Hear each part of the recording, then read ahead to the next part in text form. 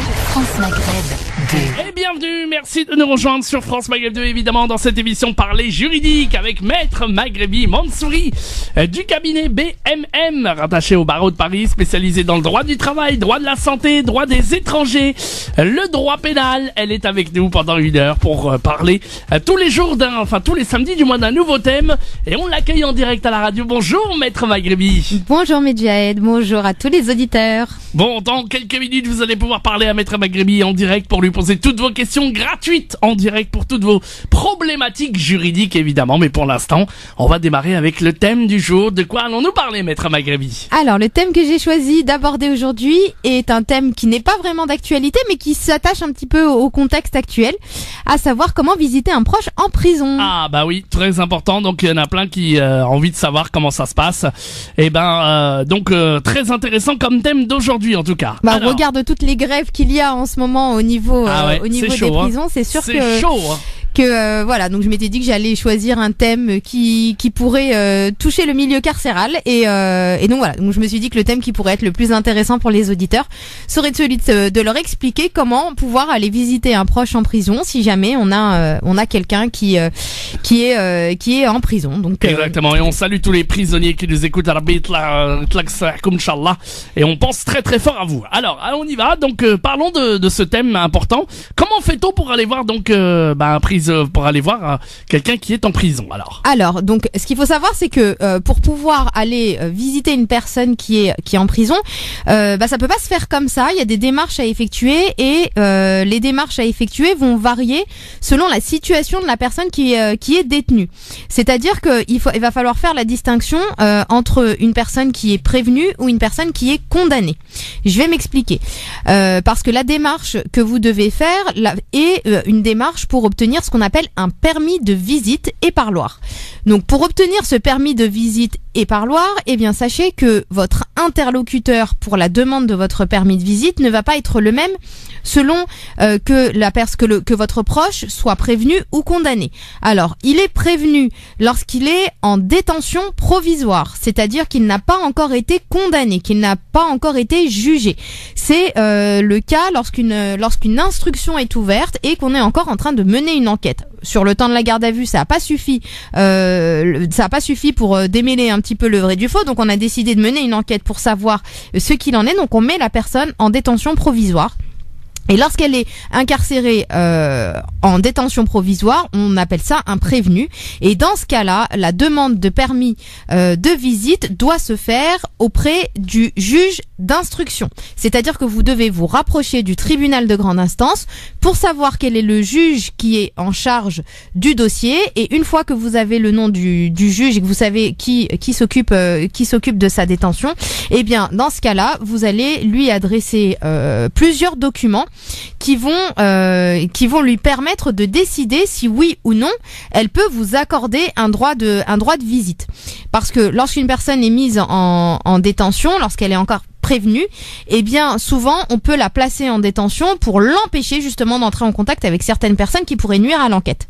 Donc il va falloir que vous écriviez au juge d'instruction pour lui expliquer les raisons pour lesquelles vous souhaitez rendre visite, déjà à qui vous voulez rendre visite, et les raisons pour lesquelles vous souhaitez lui rendre visite. Donc il faudra joindre une photocopie de tout document qui va attester de votre identité, et il faudra joindre également, donc souvent ça va être la pièce d'identité, permis de conduire, titre de séjour, passeport, etc.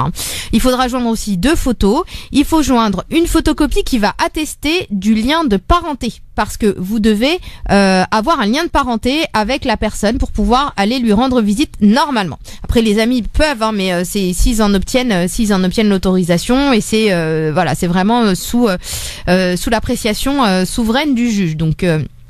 Donc voilà, donc il faudra justifier en tout cas de votre lien de parenté. Il faut mettre une enveloppe timbrée à votre adresse pour pouvoir obtenir la réponse, et surtout ce qui va être le plus important, c'est votre lettre de motivation. Donc il va falloir motiver votre demande. Il faudra indiquer les motivations les raisons pour lesquelles vous voulez visiter la personne, et surtout la nature des liens que vous avez avec le détenu. Donc ça peut être des liens de famille, ça peut être vraiment des liens une concubine, un concubin, ou voilà, il va falloir justifier de tout ça.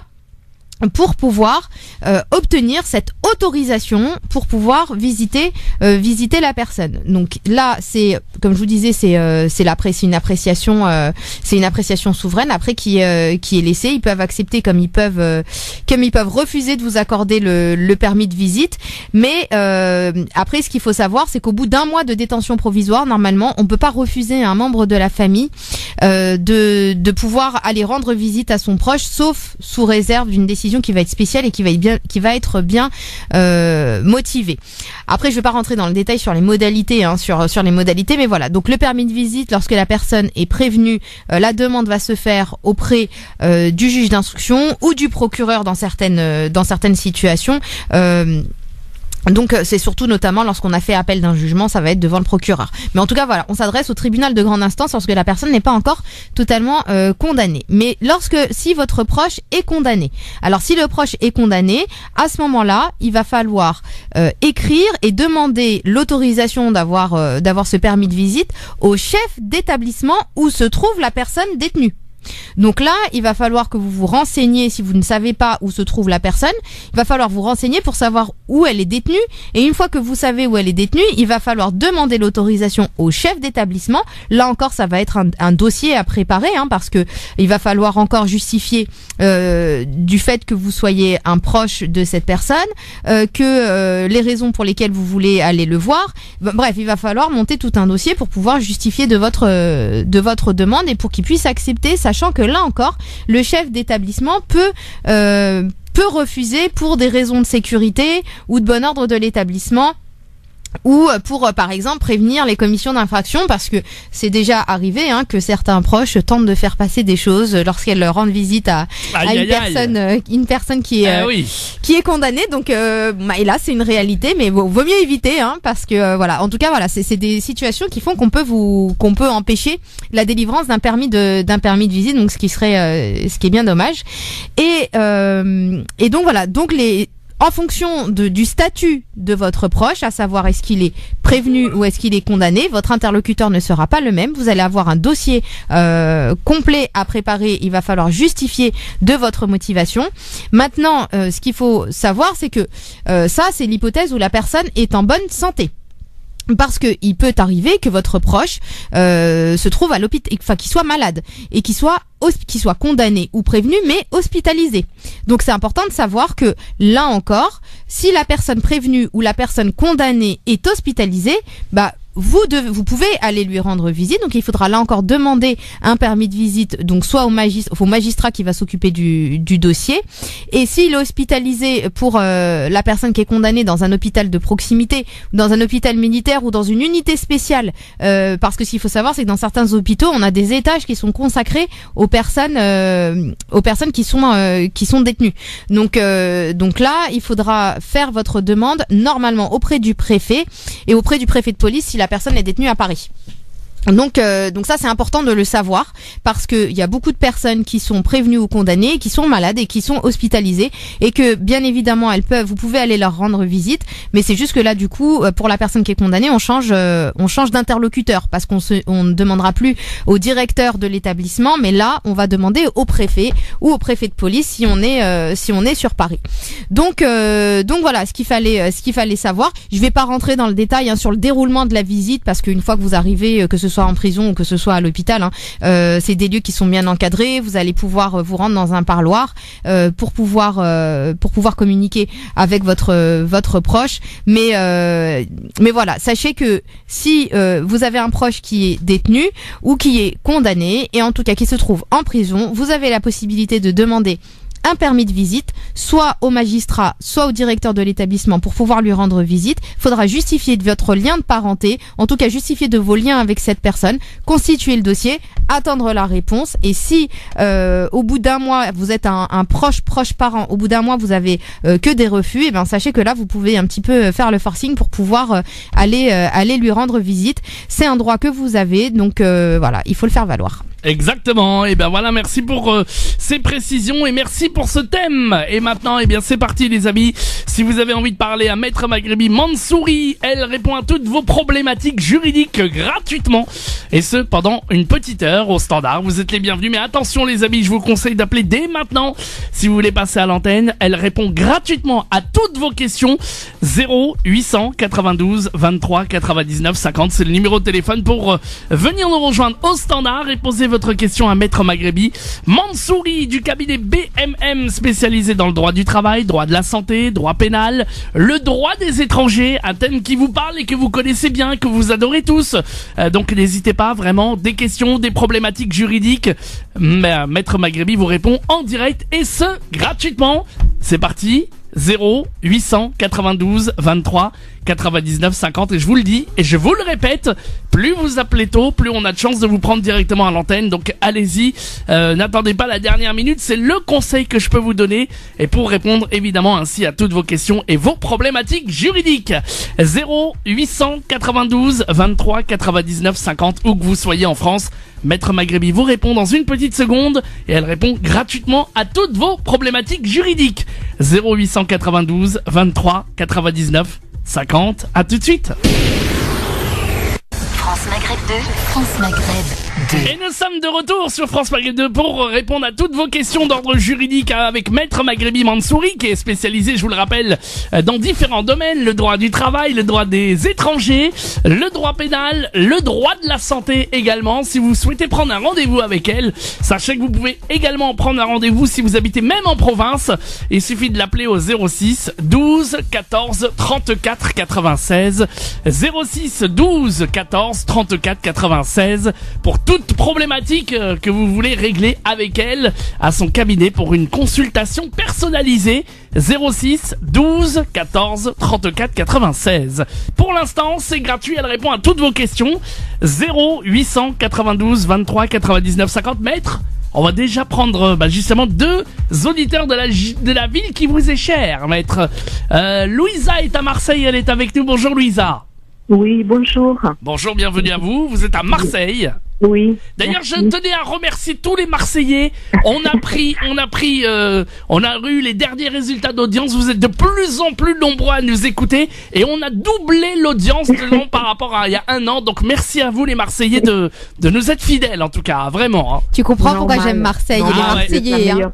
Ah ben merci. Vous nous écoutez depuis combien de temps vous, Louisa? Là, ça fait peut-être 3-4 ans environ. Eh ben super. Ben merci beaucoup en tout cas et merci de votre fidélité. Bon.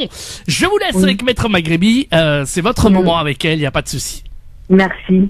Voilà ma question, Maître, c'est le sujet justement, c'est pour la détention. J'ai mon fils qui est en détention.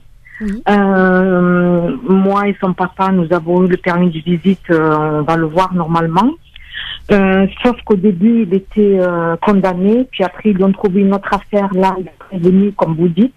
Oui. J'ai fait la demande pour ma fille, excusez-moi. J'ai fait la demande pour ma fille, elle lui a été accordée depuis le 8 novembre, et depuis, le 8 août, excusez-moi, par la juge d'instruction. Et depuis, plus rien, je me renseigne auprès bien sûr, des bons maîtres à Marseille.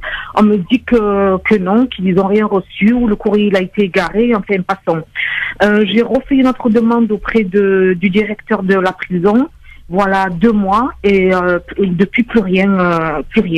Donc, qu'est-ce que je dois faire, s'il vous plaît, en sachant que mon fils, il aura une audience le 5 février prochain, là. Alors là, du coup, vous m'avez dit que la demande pour votre fille, vous l'avez faite auprès du juge d'instruction. Oui. Et votre demande, vous l'avez faite auprès du chef d'établissement. Là, parce que depuis le 8 août, on l'avait fait auprès de la juge d'instruction qui nous a accordé le permis de visite, qui nous a envoyé à nous le courrier et bien sûr au centre pénitentiaire. Sauf que le centre pénitentiaire dit qu'ils n'ont rien reçu. Mais normalement, vous avez, c'est-à-dire que le dossier du juge d'instruction ne leur est pas parvenu. C'est ça. Et alors que nous avons le courrier, je l'ai présenté à plusieurs reprises. Je l'ai présenté, vous savez, on a une association qui s'occupe des familles. J'ai donné le courrier, elle a fait la photocopie, elle a fait remonter au directeur. Ils disent qu'il y a rien, que le courrier il a été égaré. Bon, c'est pas notre faute à nous. Hein. Moi, ça me désole parce qu'il y a des photos de ma fille. J'ai refait le dossier avec tout ce qu'il faut, les photos, etc. et tout auprès du directeur. Et jusqu'à aujourd'hui, il y a rien. Et est-ce que vous avez recontacté le cabinet du juge d'instruction? Pardon? Est-ce que vous avez recontacté le cabinet du juge d'instruction? Non, parce que maintenant il est prévenu, il n'est plus condamné, quoi. Parce que je vous l'ai expliqué, on lui a trouvé une autre affaire et depuis ils l'ont mis, comme vous dites, un mandat de dépôt. Il est prévenu. D'accord, mais donc s'il est prévenu, là c'est jugé, c'est une procédure qui est jugée par le parquet ou par le juge d'instruction? Par le parquet. Donc dans ce cas-là, il faut vous rapprocher du procureur. Ah. Il faut vous rapprocher du procureur et lui demander à lui. Parce que si là parce que ce qui s'est passé, c'est que si le dossier du juge, quand le dossier était auprès du juge d'instruction et qui vous a délivré votre permis de visite, si leur dossier n'est pas arrivé à l'établissement pénitentiaire, dans ce cas-là, ce qu'il fallait faire, c'était recontacter le cabinet du juge d'instruction pour leur dire que le dossier n'était pas arrivé, qu'il fallait qu'ils interviennent. Parce que ça ne peut venir que d'eux, il y a que eux qui peuvent débloquer la situation. Mais maintenant, si le dossier n'est plus auprès du juge d'instruction, mais qu'il y a une procédure en appel qui est en cours et qu'il est prévenu pour cette procédure-là, dans ce cas-là, c'est le parquet qui gère et il faut que vous contactiez le procureur et il faut que vous demandiez l'autorisation au procureur.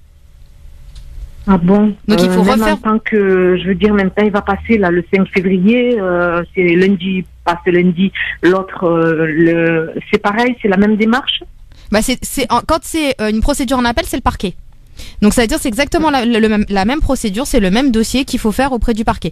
Maintenant, ça va être si vous me dites qu'il passe en jugement le 5, voilà, ça va être je pense que ça sert à rien. C'est pas nécessaire. Voilà, ça sert à rien de faire une procédure 5 il reste 7 jours, 7-8 jours. Donc c'est pas la peine, peut-être attendre d'avoir la décision. Une fois qu'il y aura la décision, il va retourner dans le centre il va retourner pour exécuter sa peine et à ce moment-là, vous refaites une nouvelle demande en bonne et due forme au chef d'établissement. D'accord. Sauf que ma fille est très perturbée, elle n'a que 4 ans, elle réclame son frère. Est-ce que par hasard, ce ne serait pas parce que ma fille, enfin, je n'aime pas du tout dire ça, je n'aime pas ça, c'est ma fille, c'est ce que vous voulez. Elle est, je ne peux pas parler devant elle.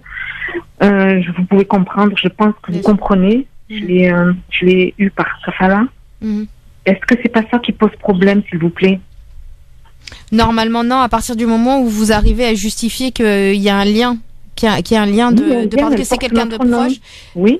À la limite. Et puis là, il n'y a pas de souci par rapport à elle, parce que vous me dites que pour elle, il y a eu le permis qui a été délivré.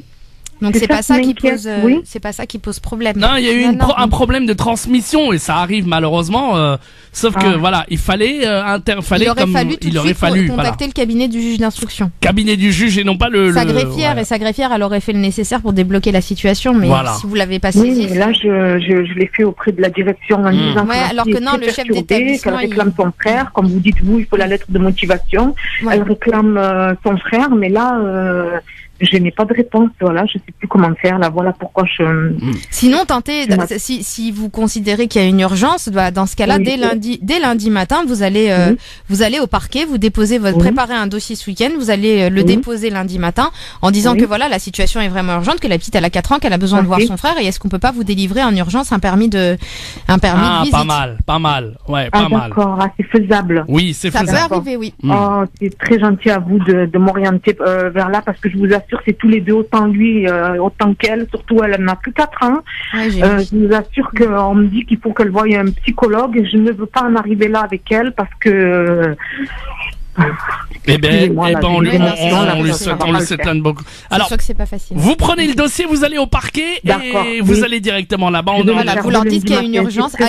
Apportez un certificat médical avec vous pour du médecin qui va attester qu'il y a une urgence, que la petite elle a vraiment besoin de son frère et que ça va pas. Comme ça, au moins le parquet ils vont constater que le médecin estime qu'il y a une urgence et ça pourra peut-être justifier qu'il vous le délivre rapidement. D'accord, je vous remercie énormément. De rien, bon courage à vous. Merci. Allez, bon courage et merci de nous écouter à Marseille. À bientôt. Au revoir, merci beaucoup. Merci Maître Maghrebi d'apporter autant d'éclaircissements pour nos auditeurs qui vraiment je pense attendent beaucoup et bravo pour votre efficacité. 0892 23 99 50 étoiles et le choix numéro 1. On va retourner à Marseille avec un autre auditeur qui est avec nous au standard. Allô, bonjour. Oui, bonjour. Bonjour, bienvenue. Quel est votre prénom, monsieur? C'est Mohamed. Mohamed de Marseille. Bien, Mohamed, Maître Maghrebi vous écoute. C'est gentil. Moi, je voulais juste demander un petit renseignement, Maître Maghrebi. Moi, je suis marié depuis 2014. Oui. Moi, j'ai la résidence de 10 ans. Je travaille, je suis propriétaire ici à Marseille. J'ai fait monter ma femme, elle avait le visa en cours de validité. On s'est marié ici à Marseille, on a le prix de famille français et tout ça. On a 3 enfants qui sont nés à Marseille et tout ça. Je voulais déposer un dossier pour le groupement familial, ils l'ont pas accepté. Je l'ai déposé plusieurs fois. Et... Allô? Oui, je vous écoute. Et après, ils m'ont pas accepté. J'ai fait un avocat qui m'aide à déposer le dossier. En fin de compte, avec l'avocat, ils ont accepté le dépôt de dossier.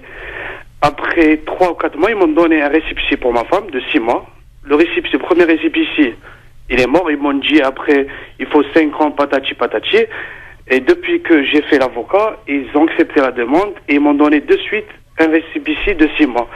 Dès que le récépissé de 6 mois il s'est expiré, là ils lui ont donné un récépissé de 3 mois. Et le récépissé va être expiré ce mois-ci. Et je voulais juste savoir si elle a le droit, si elle n'a pas le droit, je sais pas. Alors, normalement, ce qui est prévu par les textes, c'est qu'une personne qui fait une demande, on doit lui délivrer un récépissé. C'est ça.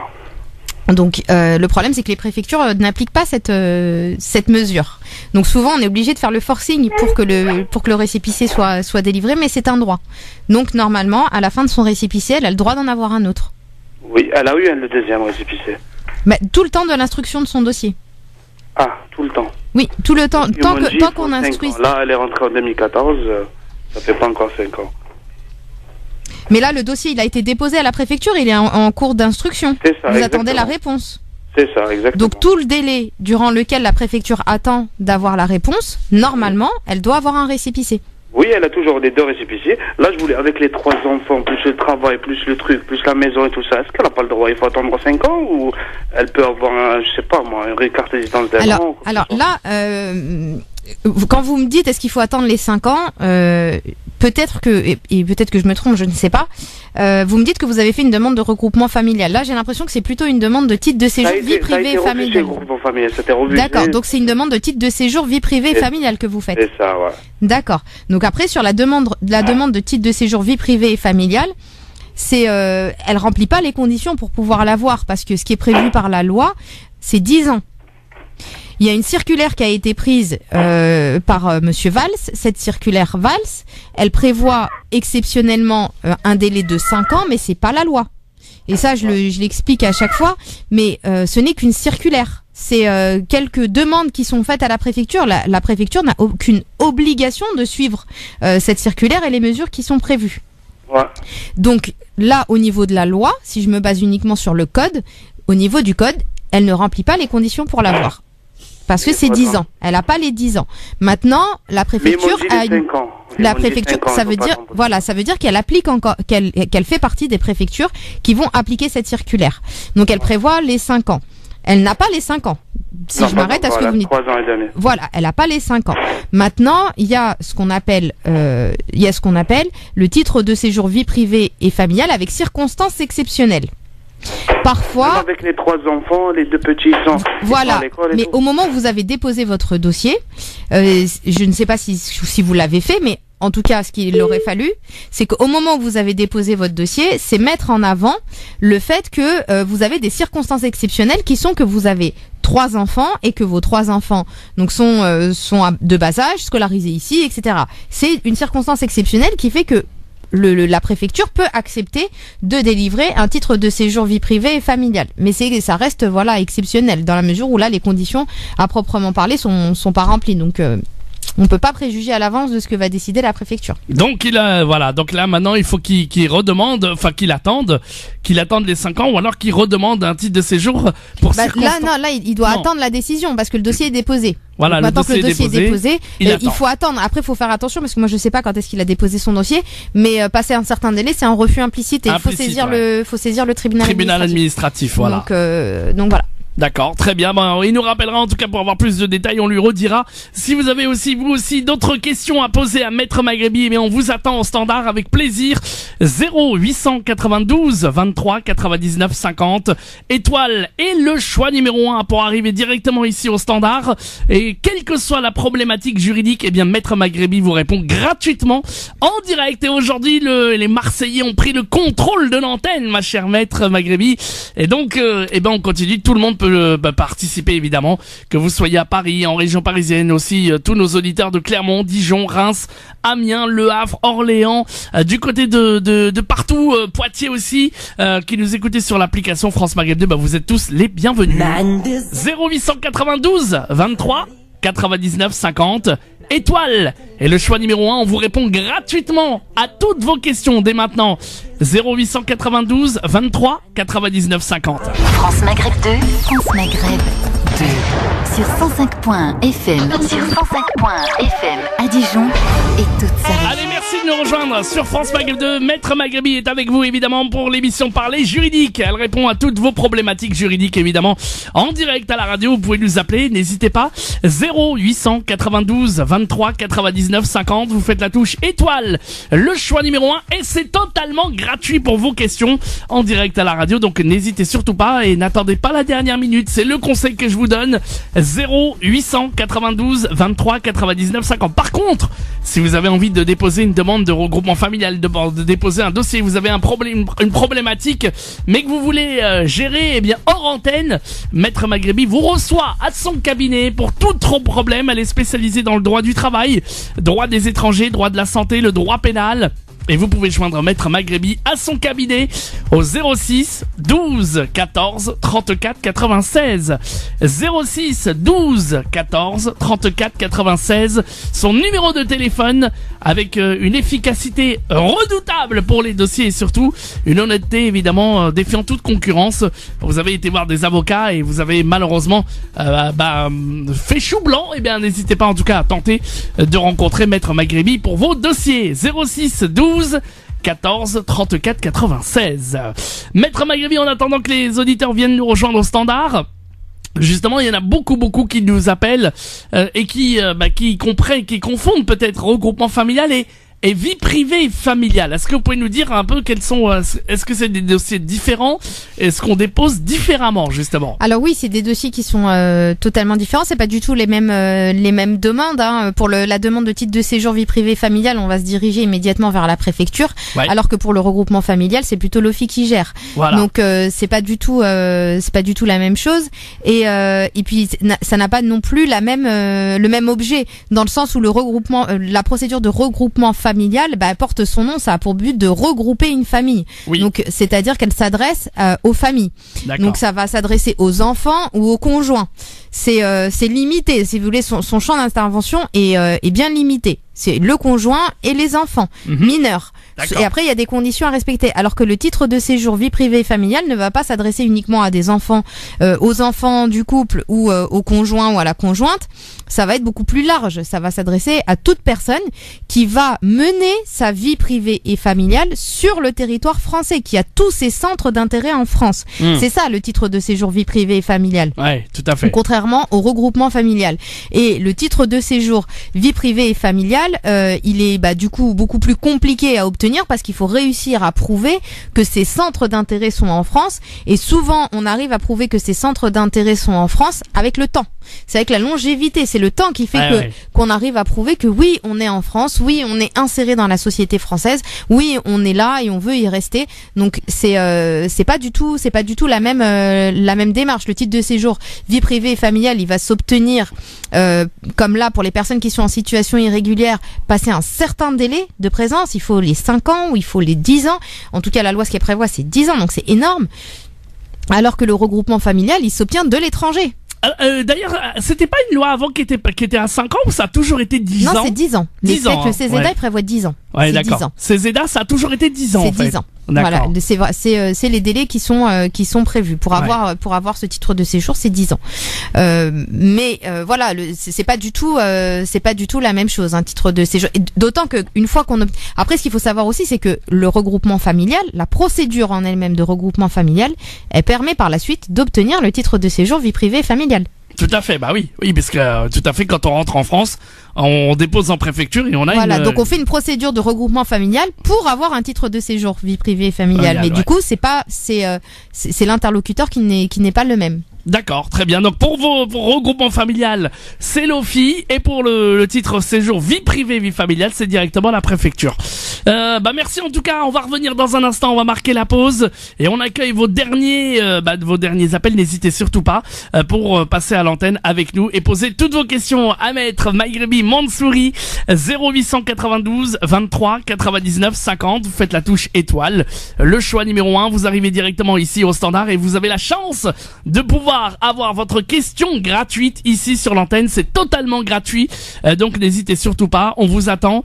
0892 23 99 50. Il nous reste quelques minutes. Prenez place du côté du standard et n'attendez pas la dernière minute. C'est tout ce que je peux vous conseiller, en tout cas, si vous voulez passer à l'antenne avec nous et en direct sur France Maghreb 2. C'est l'émission Parler juridique en direct à l'antenne et on répond gratuitement à toutes vos questions dès maintenant. 0892 23 99 50 étoile et le choix numéro 1. À tout de suite au standard. France Maghreb 2, France Maghreb 2. Et nous sommes de retour sur France Maghreb 2 avec des gros dossiers, les amis. Ah, on adore. Maître Maghrebi est avec nous. Elle vous accompagne évidemment et répond à toutes vos questions. C'est totalement gratuit. En appelant évidemment le 0892 23 99 50 étoile et le choix numéro 1. Et si vous voulez rencontrer Maître Maghrebi évidemment en dehors de l'antenne pour des rendez-vous privilégiés, pour des problématiques avec votre dossier, vous pouvez la joindre à son cabinet au 06 12 14 34 96 06 12 14 34 96 uniquement pour les rendez-vous, ce numéro de téléphone. Allez, on va tout de suite au standard. On a Selma qui nous appelle de Marseille. Bonjour Selma. Bonjour, vous allez bien? Ça va très bien Selma, elle nous a appelé au 0892 23 99 50. Dis donc les Marseillais aujourd'hui vous êtes en force là, ça fait plaisir. Ah oui, on a beaucoup de problèmes avec la justice. Bon, alors Maître Maghrebi. Je vous rassure, il n'y a pas que les Marseillais. Hein. Ouais, c'est clair. À Paris c'est pas mal aussi. Voilà, donc voilà en fait, bonjour Madame Maghrebi, je vous appelle Bonjour. en fait parce que j'ai un souci et en fait ça concerne le droit du travail. Oui. Donc je vais vous expliquer ma situation. Donc c'est mon premier emploi, j'ai à peine 21 ans et je suis diplômée d'un bac+3 et j'ai été embauchée par une entreprise, bon je vais pas citer le nom de l'entreprise à l'antenne parce que c'est une entreprise semi-publique et je veux pas avoir de problème en fait avec eux. Il y a pas de souci. Voilà, j'ai été embauchée pour un CDD de 6 mois pour accroissement d'activité. Et en fait, lors de ce CDD, j'avais une période d'essai de 1 mois. Sauf que, apparemment, selon la manager, donc le jour de mon arrivée, c'était ce lundi, elle m'avait informé en fait au bout du 2e jour qu'elle ne me gardait pas. Et il n'y avait pas de motif réel. Ce qu'elle m'a dit, dès que je t'ai vu lundi, je savais qu'à ta gueule, ça allait pas passer. Alors, Selma, par contre, malheureusement, Selma, on a un problème avec votre téléphone. On entend la moitié de ce que vous dites. Mettez-vous dans une zone. Voilà, là, c'est beaucoup mieux. Donc, bon ouais, voilà. Vous avez compris là, jusque-là, Maître? Je voulais que je reformule. Oui, non, c'est moi bon. j'ai. Il n'y a pas de souci. Ensuite, continue, pardonnez-moi. Hein. Donc en fait, j'ai eu un recrutement avec la RH, les managers, donc ça s'est fait sur 1 mois. C'était un CDD en fait qui était intéressant. J'avais toutes les compétences en fait pour l'intégrer. Et apparemment, juste à cause d'un problème de feeling et de face en fait, excusez-moi de vous dire ça, en fait, c'est par rapport à mon origine. Elle m'a viré en fait au bout du 2e jour de période d'essai, mais sans cause réelle. Donc j'ai même pas pu mettre en œuvre mes acquis, j'ai même pas pu prouver que j'avais les compétences nécessaires au poste. En fait, je comprends pas. Et j'aimerais savoir qu'est-ce que je pourrais faire en fait pour être indemnisée en fait de cette situation. Voilà. Alors, ça risque d'être assez compliqué. Hein. Je vais pas, je vous le cache pas, parce que justement la période d'essai est une période qui est laissée à la fois à l'employeur et aux salariés pour décider si oui ou non on va mener le contrat de travail à son terme. Et pour réussir à contester une rupture durant la période d'essai, parce que ce qu'il faut savoir, c'est rompre le contrat durant la période d'essai. Il n'y a pas de cause réelle et sérieuse à avoir. C'est la seule période durant laquelle on peut rompre un contrat de travail sans avoir à justifier d'une raison. On fait un peu ce qu'on veut, que ce soit le salarié ou l'employeur. Maintenant, ça ne signifie pas que l'employeur a tous les droits. Hein. C'est pas du tout ce que je vous dis. Si vous avez l'impression d'avoir été victime de discrimination, parce que moi, c'est ce que je comprends de ce que vous me dites. Bah dans ce cas, excusez-moi, c'est à ces propos. J'ai vu votre face dès lundi. J'ai su que ça allait pas coller. Enfin, déjà, c'est pas des termes professionnels. Bah bien sûr. En plus de ça, je vais vous expliquer. Le manager en question, il effectue un travail de 4 personnes. Je pense que c'est pour pas recruter de nouvelles personnes. Ils ont un alternant, ils ont beaucoup d'intérim, et je pense que si on commence à rentrer en fait dans ces affaires-là, on va voir qu'il y a beaucoup de fautes, hormis le fait qu'elle est éjectée en cause réelle et sérieuse. Enfin, je sais que normalement il n'y en a pas, mais là, je comprends pas. Enfin, elle voulait manger avec moi à midi. C'est un truc bête, mais j'ai refusé parce que j'avais des choses personnelles à faire. Elle veut que je fasse des heures sup alors que c'est interdit. Genre, j'ai vraiment un quota à respecter, et c'est pour ça que cette entreprise actuellement, elle est en reclassement judiciaire. Ils ont beaucoup de problèmes. Si vous voulez, hors antenne, je peux vous donner le nom de l'entreprise. Mais et sinon, dès que je suis arrivée, j'ai eu affaire à des confidences du genre oui, on m'aime pas ici, il y a certaines personnes qui m'aiment pas, ou voilà, c'est des choses qui prouvent que c'est pas une ambiance du travail. Mais là, le souci, c'est est-ce que vous avez des preuves? Est-ce que vous allez réussir à prouver ça? Vous avez quoi comme preuve? À la lecture du CDD, il n'y a pas marqué pourquoi j'ai une période d'essai. Donc je sais que dans le contrat, quand la période d'essai n'est pas justifiée, elle peut être nulle, je pense. Donc ça, je me suis informée. Deuxièmement, je peux avoir peut-être des témoins en personne, puisque les témoins en personne, enfin, je sais qui c'est. Après, justifier le fait que j'ai eu affaire à ce problème, je sais pas. Parce que c'est vrai que c'est difficile à justifier. J'ai voulu enregistrer ce qu'elle m'a dit. Après, je me suis rappelé que si j'enregistre, je peux aussi avoir des problèmes avec la justice. Donc quoi, je suis allée enregistrer. Enfin, voilà, ce qu'elle a dit sans son accord. Donc je sais pas comment faire exactement. Voilà.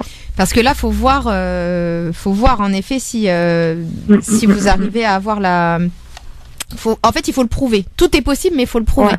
Parce que si vous arrivez à prouver que vous avez été victime d'une discrimination, dans ce cas-là, c'est un recours devant le Conseil des prud'hommes.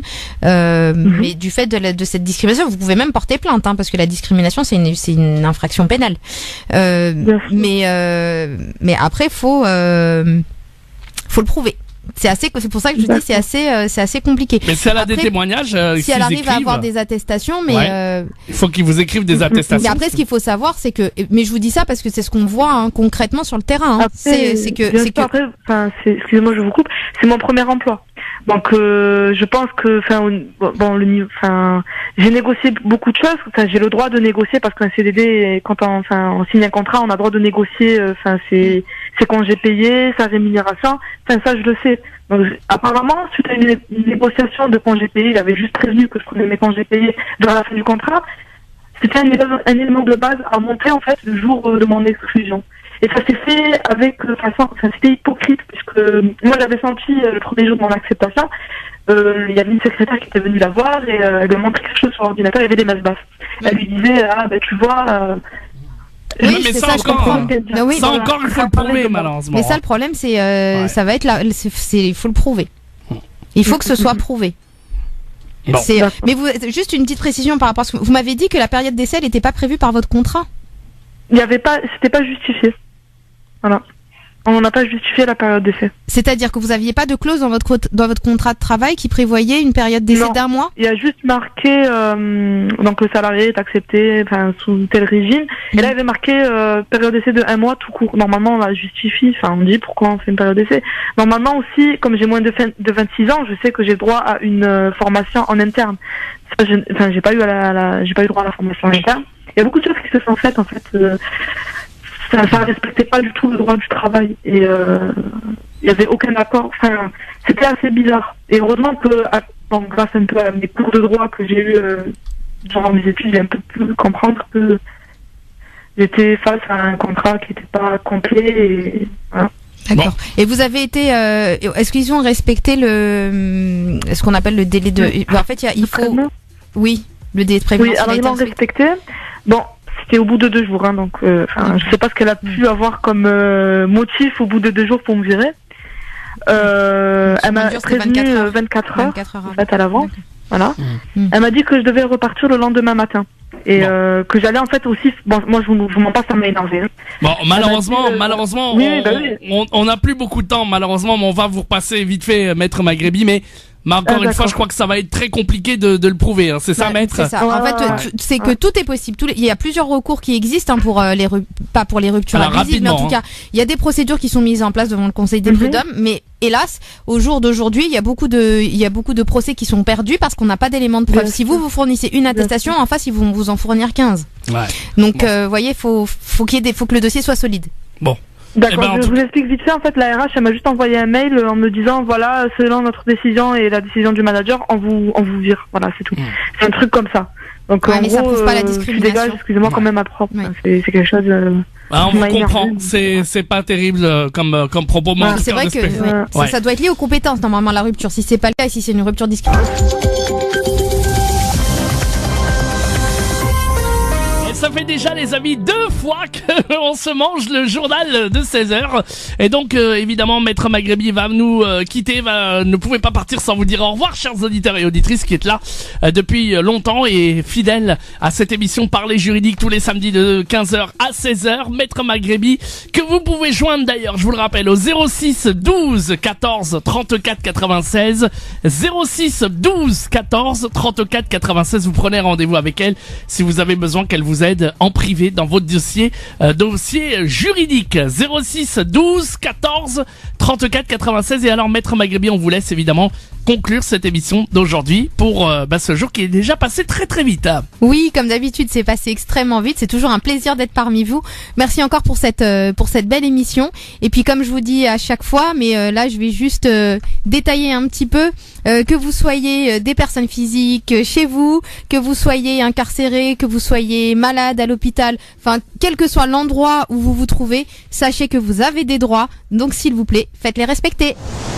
France Maghreb 2, pour ensoleiller et accompagner vos journées et vos nuits. France Maghreb 2. Doit se faire auprès du juge d'instruction. C'est-à-dire que vous devez vous rapprocher du tribunal de grande instance pour savoir quel est le juge qui est en charge du dossier, et une fois que vous avez le nom du juge et que vous savez qui s'occupe de sa détention, eh bien dans ce cas-là, vous allez lui adresser plusieurs documents qui vont lui permettre de décider si oui ou non elle peut vous accorder un droit de visite. Parce que lorsqu'une personne est mise en détention, lorsqu'elle est encore prévenue, eh bien souvent on peut la placer en détention pour l'empêcher justement d'entrer en contact avec certaines personnes qui pourraient nuire à l'enquête. Donc il va falloir que vous écriviez au juge d'instruction pour lui expliquer les raisons pour lesquelles vous souhaitez rendre visite, enfin déjà à qui vous voulez rendre visite et les raisons pour lesquelles vous souhaitez lui rendre visite.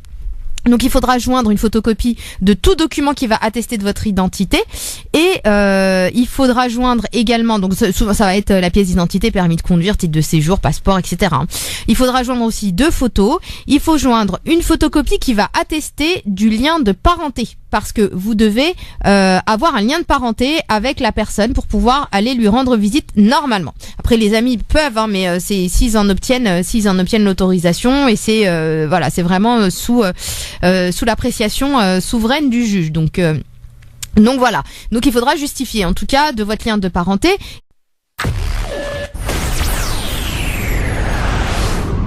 France Maghreb. Maghreb 2, France Maghreb 2. Et bienvenue, merci de nous rejoindre sur France Maghreb 2, évidemment, dans cette émission Parler juridique avec Maître Maghrebi Mansouri du cabinet BMM, rattaché au barreau de Paris, spécialisé dans le droit du travail, droit de la santé, droit des étrangers, le droit pénal. Elle est avec nous pendant 1 heure pour parler tous les jours tous les samedis du mois d'un nouveau thème, et on l'accueille en direct à la radio. Bonjour Maître Maghrebi. Bonjour Medjahed, bonjour à tous les auditeurs. Bon, dans quelques minutes, vous allez pouvoir parler à Maître Maghrebi en direct pour lui poser toutes vos questions gratuites en direct pour toutes vos problématiques juridiques, évidemment. Mais pour l'instant, on va démarrer avec le thème du jour. De quoi allons-nous parler, Maître Maghrebi? Alors, le thème que j'ai choisi d'aborder aujourd'hui est un thème qui n'est pas vraiment d'actualité, mais qui s'attache un petit peu au contexte actuel, à savoir comment visiter un proche en prison. Ah bah oui, très important. Donc il y en a plein qui ont envie de savoir comment ça se passe.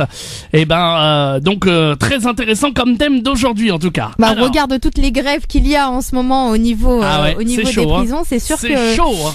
Voilà, donc je m'étais dit que j'allais choisir un thème qui pourrait toucher le milieu carcéral et donc voilà, donc je me suis dit que le thème qui pourrait être le plus intéressant pour les auditeurs serait celui de leur expliquer comment pouvoir aller visiter un proche en prison si jamais on a quelqu'un qui est en prison. Donc exactement, et on salue tous les prisonniers qui la personne n'est pas encore totalement condamnée. Mais si votre proche est condamné, alors si le proche est condamné, à ce moment-là, il va falloir écrire et demander l'autorisation d'avoir ce permis de visite au chef d'établissement où se trouve la personne détenue.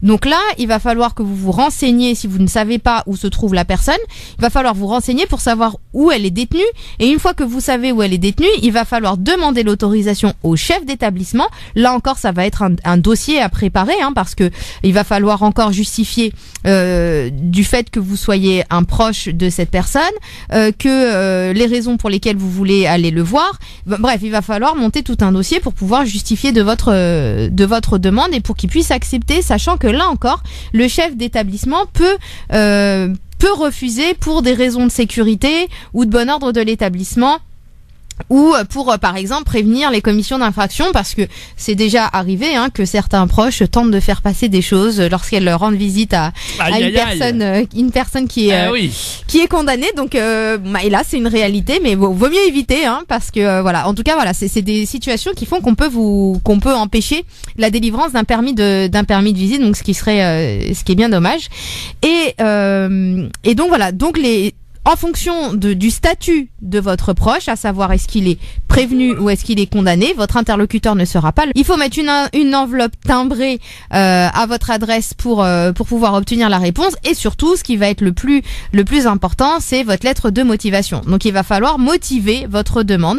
Il faudra indiquer les motivations qui vont les raisons pour lesquelles vous voulez visiter la personne, et surtout la nature des liens que vous avez avec le détenu. Donc ça peut être des liens de famille, ça peut être vraiment des liens une concubine, un concubin, ou voilà, il va falloir justifier de tout ça pour pouvoir obtenir cette autorisation pour pouvoir visiter la personne. Donc là, c'est, comme je vous disais, c'est une appréciation souveraine après qui est laissée. Ils peuvent accepter comme ils peuvent refuser de vous accorder le permis de visite.